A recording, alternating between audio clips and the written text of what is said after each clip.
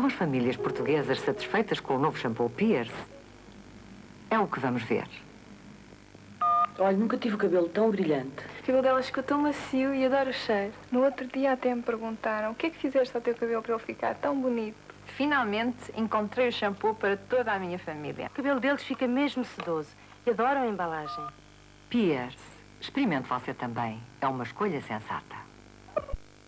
Konrad Lorenz, Gênese de um Gênio, primeira parte.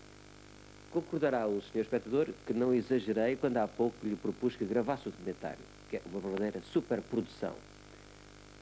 Superprodução, evidentemente, neste género documental, para a qual o próprio Konrad Lorenz contribuiu com 56% dos custos que tive a ocasião de ler. Qualquer coisa como 320 mil contos.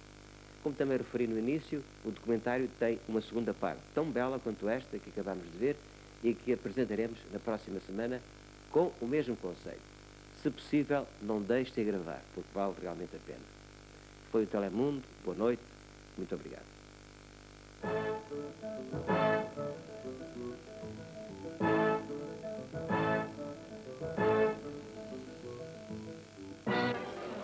Se não me engano, chegou até a colaborar com ele. Ele? Então a surpresa é um ele? Escreviam na mesma revista, sou eu, teu pai e eu. Ai, mas podemos tirar isso a limpo. Luísa. Informação com Paulo Nogueira. Pacto de Varsóvia, Moscovo aceita deserções. Socialistas espanhóis, maioria absoluta tirada a ferros. Cabeças rapadas, uma imagem de violência. Este é o Jornal das 9. Boa noite. A Soviética admite saídas do Pacto de Varsóvia e a NATO, como é natural, reagiu já favoravelmente. Uma reação positiva da Aliança Atlântica a declarações de responsáveis soviéticos sobre a liberdade que poderão ter os países do Pacto de Varsóvia para deixarem a aliança militar do Bloco de Leste. Em entrevistas a televisões dos Estados Unidos, o membro do Departamento Internacional do Comitê Central do PCE soviético e o presidente do Soviete Supremo declararam que a Hungria, por exemplo, podia abandonar o Pacto de Varsóvia. We adhere very strictly to the non-interference into internal affairs. We proceed from the premise that every country, every state and every people have the right of choice. Every right of choice. And that goes for the socialist countries as well as for capitalist countries. If France, for example, wanted to leave NATO, would you send troops there? Esta promessa de liberdade de movimentos no Pacto de Varsóvia tornou-se extensiva à Bulgária, onde até agora pouco ou nada tinha transpirado quanto a movimentos oposicionistas. Em Sófia, partidários do movimento Ecoglasnost, que poderíamos traduzir por Transparência Ecológica, organizaram um comício num parque da capital búlgara. Decorre atualmente em Sófia uma reunião internacional de ecologistas no quadro da Conferência de Segurança e Cooperação Europeia. A delegação norte-americana a essa reunião mostrou-se hoje preocupada face a rumores de que os membros dos movimentos independentes búlgaros poderiam ser expulsos do país ou acusados de atividades criminosas. Elementos da Ecoglasnost, a Transparência Ecológica, reuniram-se ontem para discutirem ao ar livre.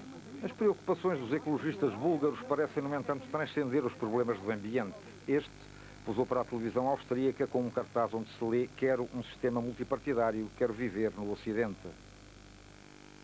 O ministro das Relações Exteriores de Angola chegou hoje a Lisboa para uma visita oficial. À partida, ainda na capital angolana, Vandunan Loy disse à agência Lusa que o seu governo não via com bons olhos uma visita de Jonas Savimbi a Portugal. Contudo, aqui em Lisboa, o ministro angolano não foi tão claro nesta condenação após uma reunião esta tarde com o primeiro-ministro Cavaco Silva. Mas vamos aos factos. Em termos noticiosos, foi francamente mais interessante aquilo que o microfone indiscreto colheu durante a protocolar fotografia de família do que propriamente nas declarações formais que Vandunan Loy fez à informação após o encontro com Cavaco Silva. Aqui ouve-se distintamente o ministro dos Estrangeiros de Angola referir-se à grande complexidade do momento político que o seu país atravessa e queixar-se da dificuldade que sente em poder transmitir opiniões e ideias, mesmo quando elas refletem a realidade. Tudo isto, palavras dele. Mais adiante, Vandunan Loy dirá textualmente: "Nós pensamos que Portugal pode ter um papel importante no quadro dos esforços que estão a ser desenvolvidos." Mas um destaque também para uma interjeição do primeiro-ministro, que atalhou dizendo: "Tudo está em mudança." Sim, responderia o chefe da diplomacia angolana. Cavaco Silva continuaria a elaborar sobre este aspecto da mudança, ilustrando-a com o facto que ele considerou surpreendente do comício legal do ANC ontem em Joanesburgo. E a conversa prosseguiria, mas fora dos olhos e ouvidos da informação. Muito obrigado. Depois, nas declarações, as novidades foram poucas. Uma visita de Cavaco Silva a Angola para o ano que vem, princípios do ano que vem, julga-se, e claro que há temas tabu, mesmo para um ministro dos negócios estrangeiros. Mais concretamente, falaram da questão da vinda a Lisboa do líder da UNITA, Jonas Savimbi. Referimos-nos a esta questão, não fundamentalmente como uma questão da agenda, mas... Pode ser mais concreto? Só mais uma pergunta. Sr. Ministro, o nosso Primeiro-Ministro Cavaco Silva falou da ida recente, daqui a pouco tempo, a Angola, já em clima de paz. Essa questão foi falada aqui? Sim, nós pensamos que é de extrema utilidade a vinda de Sua Excelência ao Primeiro-Ministro à República Popular de Angola. Como sabe, a política desenvolvida por Sua Excelência o Primeiro-Ministro Cavaco Silva é bastante apreciada por todo o povo angolano e nós pensamos que a sua vinda seria, de facto, bem recebida e até traria benefícios muito grandes. Falou-se de uma data? Pensamos que no próximo ano, segundo o que foi referido pelo Sr. Primeiro-Ministro. Talvez, não sei. Neste encontro foi abordado a participação de Portugal de uma forma concreta no plano de paz para Angola? Eu não entendia. Se foram dados passos concretos neste encontro que teve com o Sr. Primeiro-Ministro relativamente à participação de Portugal no plano de paz para Angola? Não, senhor. Entretanto, o líder parlamentar do CDS, Narana Coisaró, acusou hoje o embaixador de Angola em Lisboa, declara ingerência no funcionamento normal da Assembleia da República. A história começa na sexta-feira passada, quando Basílio Horta interpelou o governo sobre a atividade dos serviços secretos angolanos em Portugal. Uma pergunta que valeu do embaixador angolano em Lisboa uma carta de protesto, aliás, entregue no Ministério dos Negócios Estrangeiros e também um comunicado no qual a Embaixada considerava a intervenção de Basílio Horta, e vamos citar, inserida numa orientação de algumas forças políticas que teimam em aderir a poderosos interesses internacionais. Para além do protesto de hoje, o CDS solicitou a divulgação dos textos em causa por parte da Embaixada e do Ministério dos Negócios Estrangeiros. E dos temas africanos para a América do Sul. Eleições no Brasil. Collor de Mello, Lula e Brizola, dois destes candidatos, vão disputar a segunda volta das presidenciais brasileiras. O destaque destes três candidatos é cada vez mais evidente, mas há ainda 50% de indecisos. Na cauda das previsões eleitorais estão 15 candidatos praticamente ignorados pelos jornais e pela televisão. Mas entre eles há os que conseguem ser notados graças a golpes de imaginação.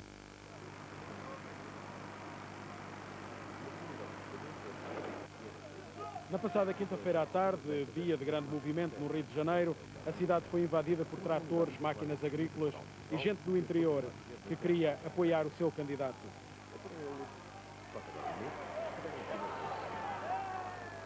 Nestas eleições para presidente do Brasil há 22 candidatos, 16 dos quais parecem não ter possibilidade de fazer um bom resultado. Ronaldo Caiado, candidato da União Democrática Ruralista, é um deles, a quem as sondagens dão cerca de 1%. E que tem defendido na sua campanha eleitoral os interesses dos proprietários das terras. Apesar disto, daquilo que lhe dão as sondagens, ele aí está desfilando numa das principais avenidas do Brasil, a Avenida Rio Branco, com, digamos, os emblemas que têm caracterizado a sua campanha, tratores e máquinas agrícolas. É que ele não quer ouvir sequer falar de reforma agrária, pelo menos como a defendem Lula e Brizola. Até aqui a manifestação corria bem e até fazia sorrir muitos cariocas, onde Caiado não dispõe de qualquer eleitorado digno de referência. Mas quando a caravana chegou à Cinelândia, a verdadeira praça forte dos partidos de esquerda, Caiado encontrou uma forte oposição e teve que ser protegido por uma força da polícia de choque, mas apesar disso, falou. Já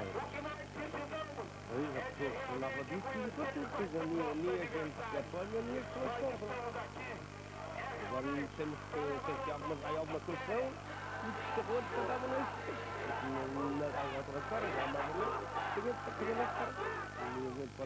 Aqui Ronaldo Caiado não tira o sono a ninguém, mas a reforma agrária de que ele é um forte opositor, essa sim.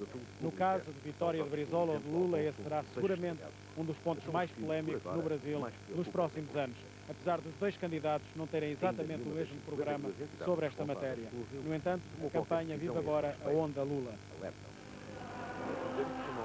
A persistente subida do candidato do PT, Luiz Inácio Lula da Silva, está a fazer disparar os câmbios do ouro e do dólar, a que se seguem ondas de boatos sobre o descontrole da inflação. É o que se chama aqui o efeito estrela, numa alusão ao emblema do PT, uma estrela vermelha em fundo branco. Porém, os poderosos empresários de São Paulo começaram na sexta-feira passada a manobrar no sentido de se adaptarem a uma eventual vitória do antigo dirigente metalúrgico. Eles dizem agora que encaram essa hipótese com serenidade, confiando na Constituição e no Congresso. Mas já se diz que se Lula ganhar e nomear conselheiros do Partido Comunista do Brasil, um partido trotskista que o apoia, os militares poderão intervir. Entretanto, todos são unânimes em afirmar que se o candidato do PT chegar como vencedor ao final deste pleito, ele tomará posse no Palácio da Natureza. É claro que se fala mais de Lula porque é a hipótese menos tranquilizante para a classe política, quer para os militares e para os empresários. Collor ou mesmo Brizola seriam naturalmente hipóteses mais tranquilizantes. Entretanto, as coisas complicaram-se um pouco quando Fernando Collor de Mello começou a descer e ainda não parou, e mais recentemente surgiu uma nova ameaça no horizonte desta candidatura. Silvio Santos, apresentador de concursos de televisão, ameaça dinamitar a candidatura de Collor de Mello. É proprietário de uma rede nacional de televisão e muito popular nas mesmas classes onde Collor de Mello dispõe de apoios mais fortes. As próximas semanas dirão se Collor de Mello corre o risco de chegar sem brilho à segunda volta, sendo muito abaixo dos 30%, ou pelo contrário, reage e volta à posição confortável de há 2 meses em que ultrapassava os 40%. Municípios com as pequenas comunidades. E por falar em municípios... Do Rio de Janeiro, Reinaldo Varela e Cesário Borga para o Jornal das 9. Incerteza no Brasil quanto aos resultados das próximas eleições presidenciais. Em Espanha, a incerteza foi ontem a rainha da noite, quando esteve em dúvida até à última hora a conquista da maioria absoluta pelo PSOE de Felipe González. O resultado dos socialistas espanhóis, ou melhor, a certeza de que esse resultado era a vitória com o número suficiente de deputados para dar a maioria absoluta a González, esse resultado foi conhecido só com a contagem dos últimos votos. Curiosamente, os de Barcelona, onde o pior inimigo de González, Ruiz Mateus, não foi eleito, perdendo aí mais de 20 mil votos, que terão eventualmente dado a maioria ao primeiro-ministro espanhol. E a incerteza foi de tal ordem que praticamente todos os jornais portugueses noticiavam esta manhã que o PSOE tinha perdido a sua maioria absoluta. A grande dúvida sobre os resultados finais destas eleições na vizinha Espanha não existiu para a grande maioria dos nossos matutinos. No Porto, o 1º de janeiro dava como certa a perda da maioria absoluta por parte do PSOE. O Comércio tinha a mesma leitura e por baixo de uma foto de Felipe González escrevia sem maioria absoluta. Também o Jornal de Notícias dava como certa a derrota de González e do seu partido, embora admitisse que a perda da maioria fosse à tangente. Em Lisboa, os títulos não eram muito diferentes, casos de O Século e do Correio da Manhã, que igualmente tiram a González a maioria absoluta. Mais cauteloso, o Diário de Notícias colocava os seus leitores na expectativa. Para este matutino lisboeta, o PSOE ainda esperava pela vitória. Assim sendo, só quem leu o Dia ficou a saber esta manhã que o PSOE iria voltar a governar sozinho a Espanha.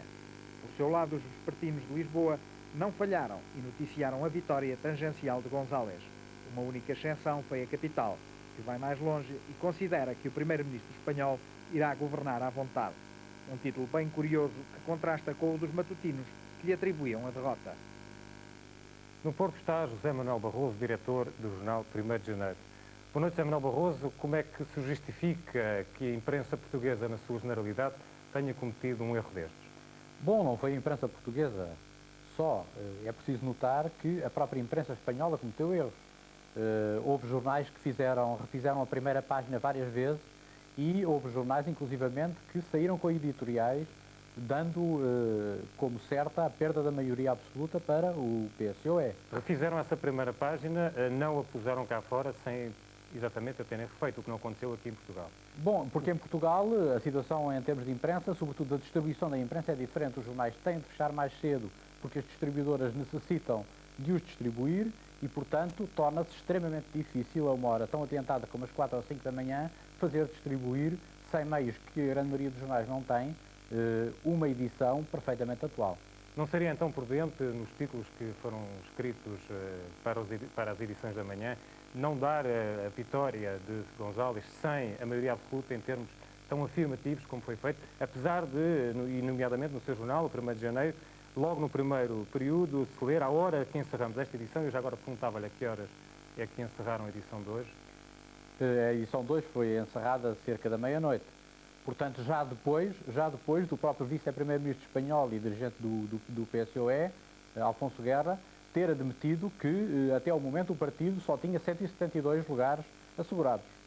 Repare bem, e no próprio texto que o Janeiro, como jornal sério que é, publicou, apesar da manchete, se dizia a hora em que cerramos a edição e poderá ter perdido a maioria absoluta. Esse e, aliás, de facto, ganhou às 4 da manhã. Estar também no texto. Eu não estou concretamente a acusar o 1º de janeiro, uma vez que foi um erro, digamos, não, geral. Não, foi um erro geral, é evidente. Mas é um erro geral que é compreensível, porque só às 4 da manhã é que cessou o baile do último deputado, que parecia ir cair num lado ou cair noutro, e que finalmente, pelas vicissitudes resultantes do método de ontem, acabou por cair no PSOE, o que de resto eu considero, em termos de resultado, uma vitória política muito importante do partido dominante em Espanha. Continuando a falar ainda das edições de hoje dos jornais portugueses, depreendo então, das suas palavras, que o problema está na própria estrutura montada para a distribuição dos jornais. E, portanto, enfim, o que não funcionou, para além do erro das frases que foram colocadas em título dos jornais, o que não funcionou foi o sistema pelo qual o jornal português chega ao seu leitor. Isto é, um acontecimento desta ordem impossibilita uma informação mais correta ou uma informação mais verdadeira, digamos assim. Um acontecimento cujos resultados eleitorais só são conhecidos em definitivo às 4 ou 5 da manhã torna extremamente difícil uma correção absoluta em termos de interpretação. Isso é indiscutível e os problemas da distribuição que eu já expliquei tornam extremamente difícil aos jornais corrigir. O 1º de janeiro não tem distribuição própria? Não tem distribuição própria, como não tem uma grande maioria da imprensa portuguesa. Não seria possível, portanto, chegar a um consenso entre os vários interessados nessa distribuição, num adiamento da hora de distribuição dos jornais, é isso? Não, porque os jornais chegariam tão tarde ao público que se tornaria, enfim, chegaria uma hora em que o mercado praticamente já não pega neles. E o que é que considera mais grave? É pegar num jornal que tem um título que está errado ou, eventualmente, pegar num jornal mais tarde que tem uma informação mais correta? Há duas situações. Uma coisa é dar um título errado sem nenhuma explicação óbvia e outra coisa é, na situação das eleições espanholas, dar um título errado porque há até ao limite de espera na própria Espanha e segundo as próprias estações de rádio, os próprios jornais e os próprios políticos admitiam a possibilidade da perda da maioria absoluta. De qualquer modo, havia ainda a essa hora a hipótese de haver uma maioria absoluta e os jornais espanhóis, como lhe digo, talvez baseados numa outra estrutura, de manhã tinham a informação correta. Uma última pergunta, e esta, enfim, é muito pessoal, e mais uma vez relembro que aceitou o convite de vir ao Jornal das 9, foi um dos nomes que aceitou, portanto, ao perguntar-lhe isto, não estou a avisar o 1º de janeiro, estou a avisá-lo agora assim como diretor de um jornal. Se pudesse voltar atrás, teria tomado uma decisão diferente ou num futuro ato eleitoral em que se lhe coloca a mesma questão, voltaria a tomar a mesma decisão que tomou esta madrugada? Repare bem, todos nós cometemos erros grandes e pequenos erros. Este era um erro possível. Se pudesse voltar atrás, provavelmente cometeria o mesmo erro como cometeram tantos colegas, nomeadamente colegas espanhóis. Isso nas circunstâncias em que a imprensa portuguesa é feita. Eu não considero este um erro grave da imprensa portuguesa. Podia-se ter sido mais prudente no próprio título, como foram outros jornais, por exemplo, mas o facto é que não foi nenhum erro que, do ponto de vista ético ou deontológico, atinja os leitores. Foi um erro possível nas circunstâncias muito especiais em que se desenvolveu o escrutínio, o apuramento final do ato eleitoral espanhol. Samuel Barroso, muito obrigado pela sua presença no Jornal das 9. Boa noite. Bom, e no meio de certezas e incertezas, uma coisa é certa neste momento, depois dos nervos de ontem à noite, Felipe González tem, a esta hora, a certeza que vai governar mais uma vez com maioria absoluta no Parlamento. O PSOE foi assim o vencedor, perdeu, no entanto, 800 mil votos.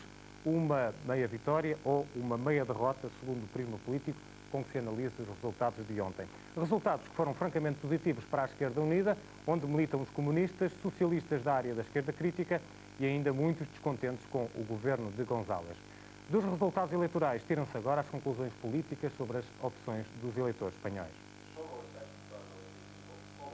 Às 4 da madrugada, o Governo confirmava os 176 deputados do PSOE, exatamente o número de assentos que os socialistas precisavam para ter por terceira vez consecutiva a maioria parlamentar absoluta e garantir a estabilidade política. Ao longo da noite, o Partido Popular foi considerado primeiro como grande derrotado. Depois, com certa surpresa, o fracasso transformou-se num relativo triunfo de José Maria Aznar, que com 106 deputados ganha um representante e supera os resultados obtidos em 1982 por Fraga Iribarne. Os estranhos movimentos da projeção de voto ofuscaram o êxito da Esquerda Unida, a coligação aglutinada pelo Partido Comunista, que quase triplicou o número de deputados. Os centristas, que apostaram forte no voto juvenil, com promessas utópicas, perderam 5 deputados, e o futuro político de Adolfo Suárez é cada vez mais difícil. Yerry Batasuna, o braço político da ETA, com mais de 200 mil votos, obteve 4 representantes no Parlamento Nacional. Em princípio, o PSOE perdeu 8 deputados e mais de 1 milhão de votos, e mesmo que não precise do apoio parlamentar alheio, os resultados globais poderão levar o PSOE a governar com um maior sentido social. Em Madrid, até agora um feudo socialista, o PSOE obteve menos votos que os conservadores e os comunistas, que tinham 2 representantes, têm agora 5 assentos no Parlamento. Nestas eleições, porém, os grandes derrotados foram as empresas de investigação sociológica, que, pelo menos no que se refere à projeção de voto, fracassaram totalmente. E como sempre acontece quando termina um ato eleitoral, os participantes dividem-se em 2 grupos, os que ficam satisfeitos e os que ficam um bocadinho menos. Mas, teoricamente, pelo menos tiveram à partida as mesmas hipóteses de convencer o eleitorado a votar neles. Para isso, existem as campanhas eleitorais, onde cada um dá o melhor do seu esforço e do seu talento e põe à prova o seu charme e a sua eloquência. E é claro que as suas atuações foram seguidas de perto pelos jornalistas da televisão espanhola, que não perderam nenhum pormenor significativo.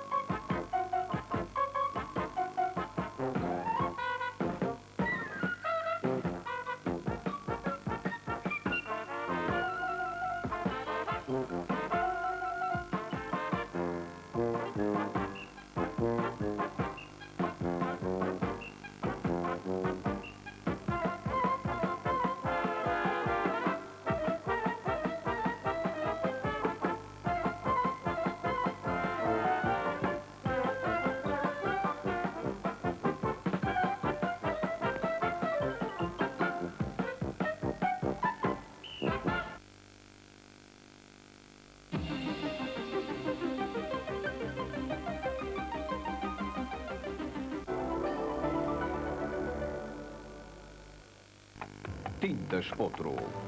Pintar é fácil com as tintas do cavalinho. Potro. sexy bone. Means that it's so good. Jazz, eau de toilette para o homem.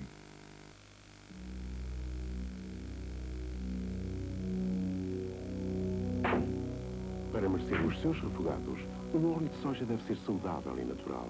Deve ajudar a digestão e combater o colesterol. E, acima de tudo, deve ter o símbolo máximo de qualidade. O símbolo que Ibersoja conquistou. É tempo de tranquilidade. Junto de si, uma grande seguradora que lhe dá proteção. Companhia de Seguros Tranquilidade. Gente segura e tranquila.